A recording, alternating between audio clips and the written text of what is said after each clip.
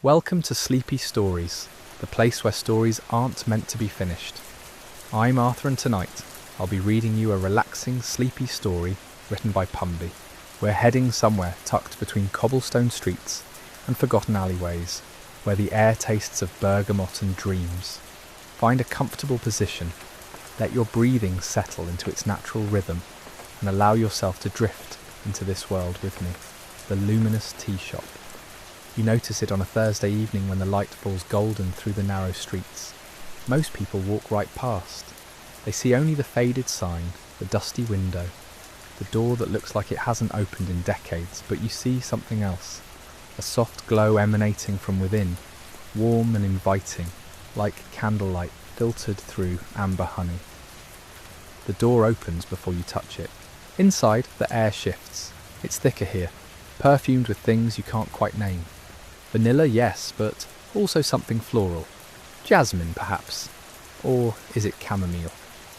The scent changes as you move, adapting to your presence, welcoming you in a language older than words. Shelves line every wall, stretching upward into shadows the ceiling lamps can't quite reach. Glass jars catch the light, each one filled with dried leaves, petals, roots, things that shimmer and shift when you're not looking directly at them. Labels written in careful script promise impossible things. Serenity, courage, forgotten summers, dreams of flying. The floorboards creak beneath your feet, a gentle sound, musical almost. Each step releases a subtle fragrance from the wood itself, as though the shop has absorbed centuries of brewed tea and quiet conversations. You run your fingers along a shelf. The wood is smooth, worn soft by countless hands before yours. You found it. The voice comes from everywhere and nowhere. Then she steps into view from behind a curtain of hanging herbs. The shopkeeper, though that word feels insufficient for what she is. She moves like silk falling through water, unhurried, graceful. Her age is impossible to determine. She could be 30 or 300. Her eyes hold that peculiar quality of deep forest pools, dark and reflective, seeing more than they reveal. She doesn't ask what you need. Instead, she tilts her head, studying you with gentle curiosity, and begins moving through the shop. Her fingers trail along jars, pausing here and there, listening to something only she can hear. You watch as she selects a container filled with silver-green leaves that seem to hold moonlight within them. "This one," she says softly, "has been waiting for you." You don't question how she knows. In this place, certainty feels more natural than doubt. She gestures toward a small table near the window. Two chairs wait there, angled toward each other as though expecting company. The table's surface is scattered with old books, their spines cracked and comfortable, and a single white candle burns in a brass holder, its flame perfectly still, despite the draught you felt when entering. You sit. The chair embraces you, worn cushions conforming to your shape, as though remembering you from visits you've never made. Through the window, the street outside has changed, or perhaps you're seeing it differently now. The colours are softer, edges less defined, everything moving at a pace that feels suspended, dreamlike. The shopkeeper prepares your tea with movements that border on ritual. She fills a copper kettle from a tap that releases water sounding like distant rainfall. The kettle goes onto a small stove where blue flames appear without being lit. While the water heats, she spoons those luminous leaves into a clay pot, each leaf releasing tiny sparks of light as it falls. Miniature stars tumbling into darkness. Steam begins to rise. It doesn't behave like normal steam. It curls and swirls, forming shapes that almost look like something. Birds, perhaps, or flowers, or memories you can't quite grasp. The shopkeeper pours the water over the leaves, and the sound is like wind through tall grass, peaceful and endless. It needs 3 minutes, she tells you. Time moves differently here, so don't count, just breathe. You do. The air fills your lungs, warm and herb-scented, and when you exhale, tension you didn't know you were carrying leaves with it. Your shoulders drop, your jaw unclenches. The tight space behind your eyes begins to soften and expand. The shopkeeper settles into the chair across from you. She doesn't speak, doesn't fill the silence with unnecessary words. Her presence is comfortable, like sitting with an old friend who knows when quiet is more valuable than conversation. Outside, the golden light deepens into amber, then honey, then something close to rose gold. She pours the tea. The liquid is opalescent, shifting between pale green and soft blue, catching light from sources you can't identify.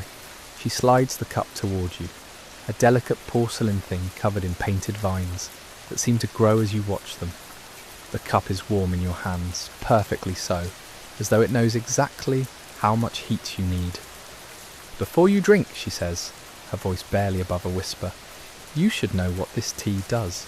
You lean forward slightly, cradling the cup, watching those impossible colours swirl and dance. It doesn't grant wishes or change your life. It doesn't solve problems or answer questions. She pauses, her dark eyes meeting yours. What it does is much simpler. It shows you the world as it exists between heartbeats, in the pause between thoughts, in that space where everything is exactly as it should be. Her words hang in the air, like the steam from your cup, visible and substantial. Some people, she continues, spend their whole lives searching for that space. Others stumble into it by accident. But everyone who drinks from that cup finds something they didn't know they'd lost. You bring the cup closer to your lips, feeling the warmth against your face, breathing in vapours that smell like comfort itself. Welcome to Sleepy Stories, the place where stories aren't meant to be finished. I'm Arthur, and tonight I'll be reading you a relaxing, sleepy story written by Pumby. We're continuing our journey through a mysterious tea shop, where time moves at its own pace and the world reveals itself in ways you've never quite noticed before. Let yourself sink deeper into comfort as we discover what happens when you finally taste the impossible. The first sip touches your lips like a question answered before it was asked. The liquid is neither hot nor cold, but something in between, a temperature that exists only in perfect moments. It slides across your tongue, and the taste is beyond description. Not sweet, not bitter, not floral or earthy, but somehow all of these and none of them. It tastes like the feeling of waking naturally after a perfect night's sleep, like the satisfaction of finding something you'd forgotten you'd lost, like the quiet joy of watching snow fall through a warm window. You swallow, and the sensation travels down your throat like a gentle hand smoothing wrinkled fabric. Warmth spreads through your chest, but it's not heat.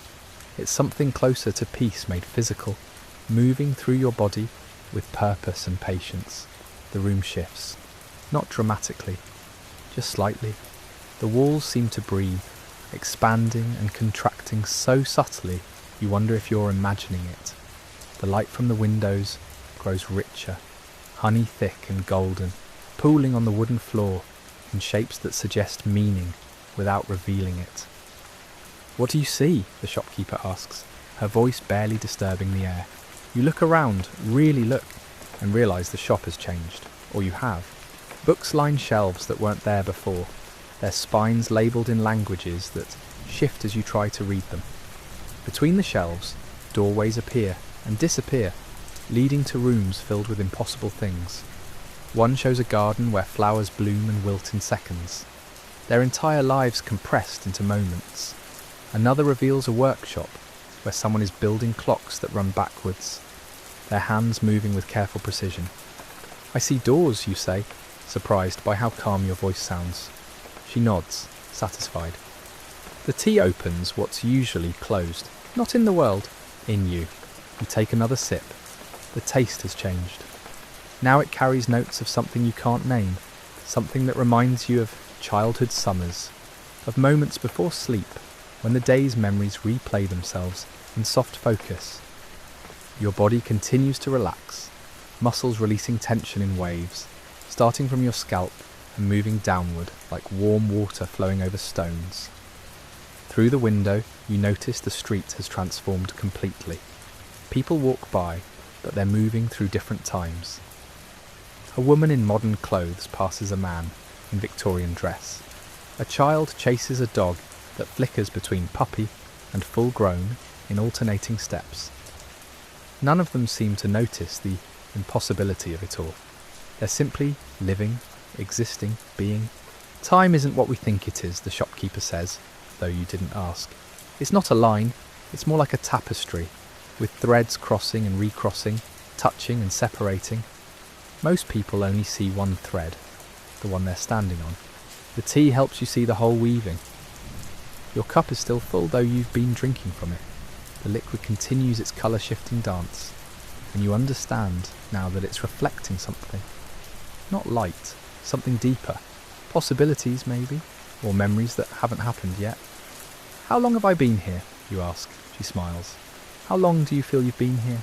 You consider this? It could be minutes or hours or days. Time has become slippery, untrustworthy, but in a comforting way.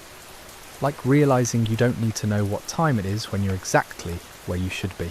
A clock on the wall catches your attention. You're certain it wasn't there before. Its face shows no numbers, just symbols that shift and change.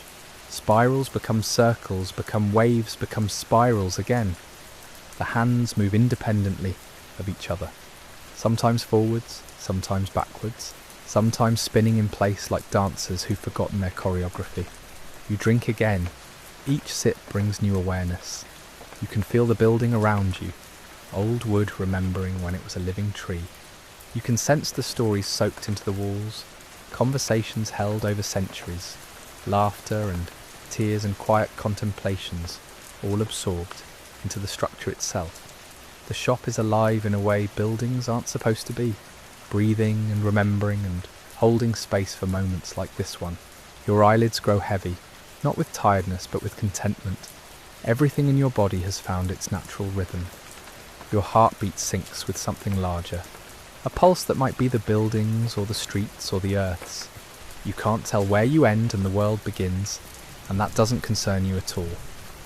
There's a room upstairs, the shopkeeper says softly, for when you're ready. You hadn't noticed stairs before, but there they are, wooden steps ascending into amber light. Each step is worn in the middle, smoothed by countless feet over countless years. They look inviting. They look like the path to somewhere important, but you're not ready yet. The tea is still warm in your hands, still shifting colours, still offering new tastes with each sip. Outside, the light continues its slow transformation, moving through shades that don't have names. You want to stay in this moment, suspended between the world you know and the world the tea is revealing, watching as reality shows you its hidden layers. Welcome to Sleepy Stories, the place where stories aren't meant to be finished. I'm Arthur, and tonight I'll be reading you a relaxing, sleepy story written by Pumby. We continue our journey in a peculiar tea shop, where time moves differently, where a simple cup of tea reveals hidden layers of reality. Let yourself settle in, breathe deeply, and allow the story to wash over you like warm water. The stairs call to you, but your body hasn't decided to answer yet. There's something perfect about this precise moment, sitting in a chair that seems to anticipate every shift of your weight, holding a cup that never empties, watching light that refuses to behave according to any rules you've learned. The shopkeeper has returned to her duties, though what those duties are remains unclear. She moves between shelves, touching jars without opening them, straightening books that weren't crooked. Her movements have the quality of ritual, actions performed not for outcome, but for the performing itself. A new flavour emerges in your tea, something between cinnamon and starlight. If starlight had a taste, it warms your throat differently than before, spreading not just heat but awareness. You can suddenly perceive the shop's geometry in ways that shouldn't be possible. The room is larger on the inside than the outside, or maybe it's smaller, or maybe size has become a suggestion rather than a fact. Corners exist where walls should be parallel. Shadows fall from light sources that aren't there. Do many people come here? Your voice sounds distant, like you're hearing yourself through water. Everyone comes here eventually, she replies without turning. Some just don't remember it afterward. They wake up thinking it was a dream, something their mind invented, but you can't invent a place, you can only discover it. The tea's surface shows you something. An image forms in the liquid, clear as a photograph but moving like memory. You see yourself from above, sitting in this chair, but the you in the tea looks different. More relaxed, more complete. Like you've shed layers you didn't know you were carrying. Watching yourself from outside yourself should feel strange, but instead it feels like coming home. Time does its sliding thing again. The light outside has shifted to deep violet, though you didn't notice the transition. Stars are visible now, but they're not in the right positions. Constellations you've never seen form patterns that almost mean something. Symbols in a language you've forgotten, or maybe never learned, or maybe will learn centuries from now. Your breathing has synchronized with something beyond yourself. Each inhale brings the scent of old paper and older wood, and something else, something that might be the smell of contentment itself. Each exhale releases tension you've held so long you'd forgotten it was there. Your shoulders have dropped, your jaw has unclenched, even your thoughts have slowed to a gentle drift. The room upstairs, you say, not a question, just acknowledging what comes next, she nods. When you're ready, there's no rush, this isn't a place where time presses. But you are ready, you realise. The tea has done its work, shown you what it needed to show. Your cup, still impossibly full moments ago, is now empty. The last drop of liquid has disappeared, leaving only a faint residue of colour that shifts even now, unable to settle on a single hue. You stand. Your legs are steady, but everything feels lighter. You're carrying less than when you entered, though nothing visible has been removed. The weight that's gone was never physical. It was the accumulated burden of rushing, of measuring, of trying to hold time in your hands, like water. The stairs are right there, waiting with the patience of old wood. You place your foot on the first step. It doesn't creak. It sighs like it's been expecting you. The second step does the same. Each one welcomes your weight, supports you without effort. The amber light from above grows warmer as you climb, more golden, more honeyed. Behind you, the shop continues its strange existence. You don't look back, but you know it's there, holding space for whoever comes next, offering tea that reveals rather than conceals. The shopkeeper hums something that might be a melody, or might be the sound the building makes when it's content. 7 steps, that's all there are, though they seemed like more from below. The landing opens into a corridor that stretches longer than the building's exterior would allow. Doors line both sides, each one different, dark wood and light wood, painted and plain, tall and small. One door has symbols carved into it, another has a window that shows nothing but fog. A third appears to be breathing, expanding and contracting almost imperceptibly. But you're drawn to one door in particular. You couldn't explain why if asked. It simply feels right, the way certain decisions do when you stop thinking and start knowing. The door is simple, unadorned wood, with a brass handle worn smooth by countless hands. Warm light seeps from the gap beneath it, spilling onto the corridor floor like liquid gold. Your hand finds the handle, its warm, almost body temperature, welcoming against your palm. You turn it slowly, and the door opens without resistance, revealing a room that looks like it was designed specifically for this moment, for you, for the particular quality of tired contentment that settled into your bones. The room waits, you step inside. Welcome to Sleepy Stories, the place where stories aren't meant to be finished.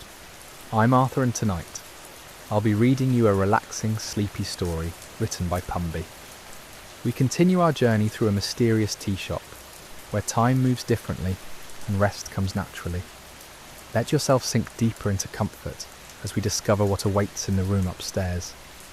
The room doesn't announce itself. It simply is complete and whole, as though it existed before you opened the door and will continue existing long after you leave. The walls are painted a colour you can't quite name. Cream perhaps, or the palest amber, or the shade of morning light filtered through linen curtains. The colour seems to shift depending on where you look, adjusting itself to whatever your eyes find most restful. A bed dominates the space, positioned beneath a window that shows a view impossible for a building this size. Rolling hills stretch into distance, covered in grass that sways despite no visible wind. The sky above those hills holds the soft purple grey of late dusk, That perfect moment when day hasn't quite surrendered, but night is already spreading its first gentle claims. The bed itself looks like it was constructed by someone who understood the anatomy of rest. Not too high, not too low. The mattress has that quality of firmness that somehow promises softness. Pillows are arranged with casual precision, their linen cases the same shifting colour as the walls. A quilt lies folded at the foot, its fabric bearing patterns that seem familiar without being recognisable. Geometric shapes that might be flowers or stars, or simply the visual representation of comfort itself. You approach slowly. The floorboards beneath your feet are warm, heated by some source you can't identify. Each step feels deliberate but effortless, your body moving with a fluidity it rarely achieves in the rushing world outside. A small table sits beside the bed. On it rests a single object, a smooth stone, grey and ordinary, the kind you might find on any beach or riverbank. But when you pick it up, it radiates warmth into your palm. The weight feels exactly right, substantial enough to be real, but light enough to hold without effort. You turn it over in your hand, feeling its smoothness, and something about this simple action is profoundly satisfying. The window draws you closer. You set the stone down and look out at those impossible hills. The grass moves in patterns that almost form words, messages written in motion, then immediately erased. A single tree stands on the nearest hill, its branches spreading in perfect symmetry. No leaves, just bare branches that somehow don't look dead or dormant. They look purposeful, stripped to their essential architecture. How long have you been standing here? The question arrives without urgency. Time in this room operates under different management. Minutes might be hours, hours might be seconds, and somehow both possibilities feel equally true and equally irrelevant. Your reflection appears faintly in the window glass. You look different. Not younger or older, not changed in any obvious way, just softer around the edges, like someone adjusted the contrast and brightness until you became the most restful version of yourself. Your eyes meet your own gaze and there's recognition there, not of who you are in the world outside, but of who you are in this moment, in this room, in this perfect suspension of everything that usually presses and demands. Behind you, the bed waits with infinite patience. You turn from the window and the room's warmth enfolds you more completely. The air itself seems designed for breathing, the perfect temperature and humidity, carrying the faintest scent of lavender and old books and clean cotton. You sit on the bed's edge. The mattress receives your weight like it's been expecting exactly this distribution of pressure. Your hands rest on the quilt, fingers tracing those almost familiar patterns. The fabric is cool to the touch but warms quickly, responding to contact. Removing your shoes becomes a ritual rather than a task. Left foot first, then right.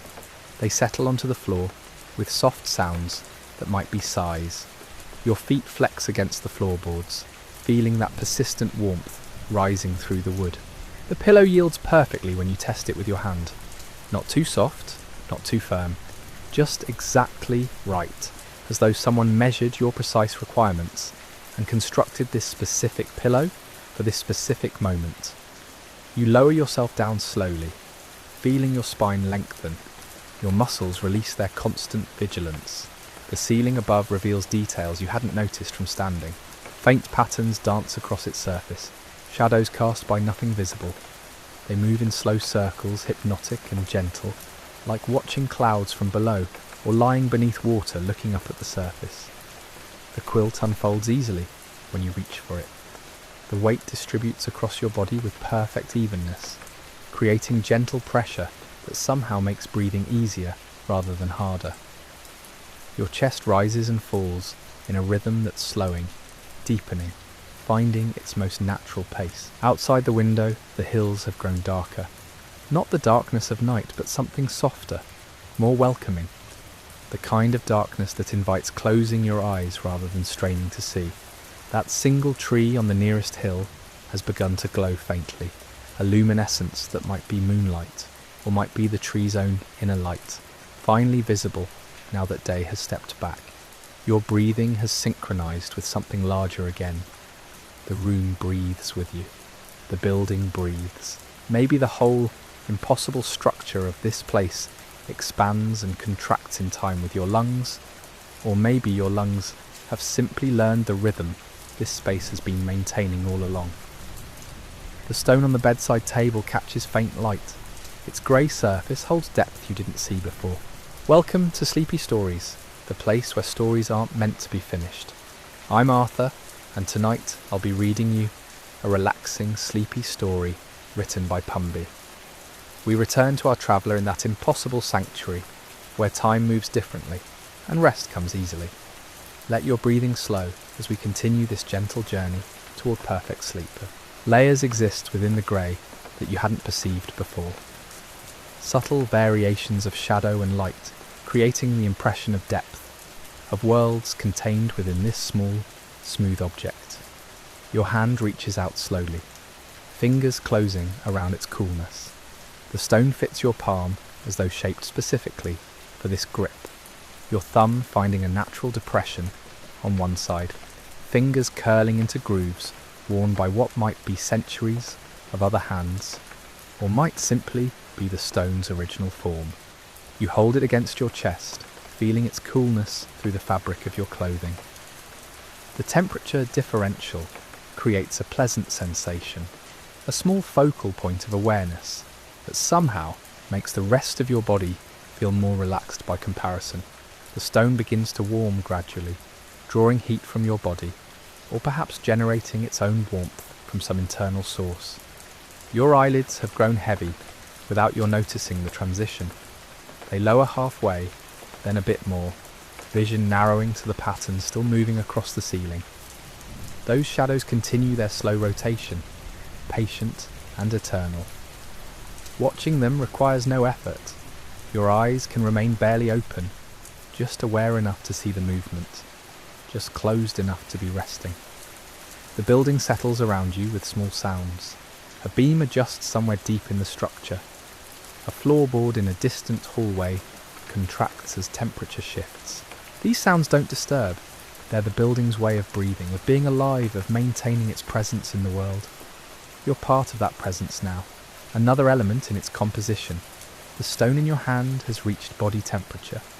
No longer cool, no longer distinct from your own warmth. You could release it, but there's comfort in the continued contact, in the smooth surface against your palm. Your grip loosens naturally, hand still cradling the stone, but no longer holding it with intention. Beyond the window, something moves across the distant hills. Not a creature or person, but light itself, flowing like water over the contours of the landscape. It pools in valleys, cascades over ridges, finds channels and pathways invisible in daylight. The illumination shifts from silver to gold to something without name, a colour that exists only in this liminal space between waking and sleep. Your breath has found its deepest rhythm now, the kind of breathing that happens only in profound sure rest. 4 counts in, held for a moment at the top, 6 counts out, emptying completely. The pause at the bottom of each exhale stretches longer. Seconds of perfect stillness before the next breath arrives naturally, without effort or thought. The quilt's weight has distributed itself perfectly across your body. Pressure points you didn't know were tense have released. Your shoulders have dropped away from your ears. Your jaw has unclenched so gradually you never felt the transition. Your forehead has smoothed, those small muscles around your eyes finally letting go of vigilance they've maintained for longer than you can remember. That tree on the nearest hill glows more brightly now, though the light doesn't illuminate anything around it. The glow exists unto itself, contained and perfect, asking nothing of the darkness surrounding it.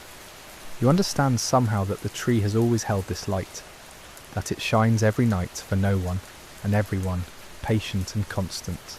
The room's warmth has become indistinguishable from your own body heat. You can't tell where your edges end and the air begins.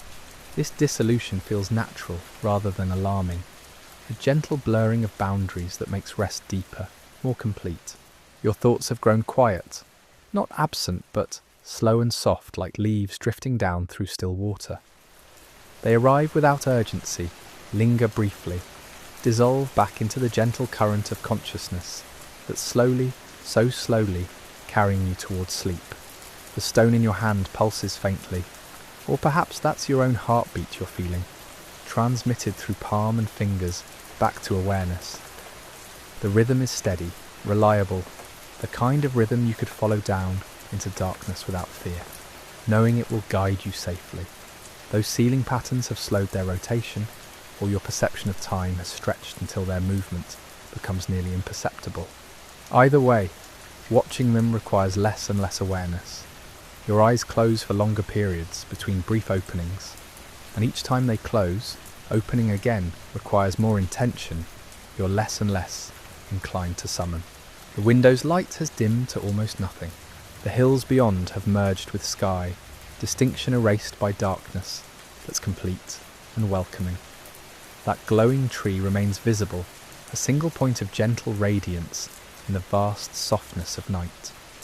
Your breathing has become automatic in the deepest sense, your body knowing exactly what it needs, your consciousness no longer supervising the process.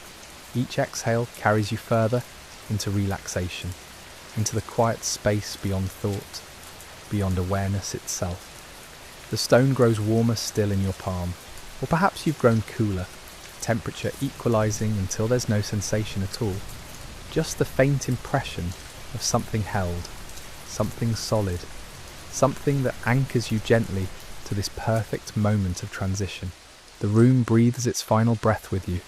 The building settles into its night posture. The hills outside rest in their eternal patience. And you, held safely in this impossible sanctuary, let the last threads of waking consciousness dissolve into the darkness that's been waiting all along to receive you into its gentle, infinite depths. The darkness receives you completely now, not as an ending but as a continuation into something deeper. Your breathing moves on its own rhythm, perfect and unforced, each cycle carrying you further into rest. The stone in your hand has become part of you, indistinguishable from your own warmth, your own presence. Somewhere in the tea shop below, new visitors may be arriving, discovering the door that opens before they touch it, breathing air perfumed with impossible scents. The shopkeeper moves between her shelves, preparing cups that will show others what they need to see, opening doors that lead to rooms designed for their particular weariness. But that world exists in a different time now, a different layer of the tapestry. You found your thread, this room, this bed, this perfect suspension between everything that was and everything that will be. The window shows only darkness now, complete and welcoming, the kind of darkness that holds no threat, only promise. Your last conscious thought drifts past like smoke, shapeless and dissolving. The stone's warmth pulses once more in your palm, a final gentle acknowledgement. The room holds you safely as your breathing slows to its deepest rhythm. The building breathes with you. The hills breathe. The luminous tree on the distant slope continues its patient glow, shining for no reason except that shining is what it does, constant and eternal. And you release everything, letting it all go, surrendering to the darkness that's been waiting, that's always been waiting, that will hold you gently through the night until morning finds you rested in ways you'd forgotten were possible.